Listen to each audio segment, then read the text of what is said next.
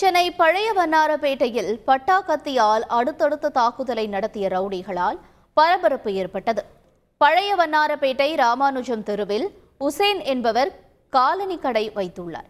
இவரது கடைக்கு வந்த 6 பேர் கொண்ட ரவுடி கும்பல் உசேனிடம் மாமூல் கேட்டதாக கூறப்படுகிறது. அவர் மாமூல் தர மறுக்கவே உசேனையும் அவரது கடையில் உள்ள ஊழியர் யாசின் என்பவரையும் அந்த கும்பல் கத்தியால் தாக்கியது. இதனைத் தொடர்ந்து அருகாமையில் உள்ள துரித உணவகத்திலும் இதே கும்பல் நுழைந்தது. அந்த உணவகத்தின் உரிமையாளரையும் கத்தியால் தாக்கியுள்ளது. இதனைத் தொடர்ந்து அதே சாலையில் வைத்து ஒரு இளைஞரும் கத்தியால் தாக்கப்பட்டார். இதுகுறித்து வியாபாரிகள் கொடுத்த புகாரின் பேரில் தண்டையார்பேட்டை போலீசார் விசாரித்து வருகின்றனர்.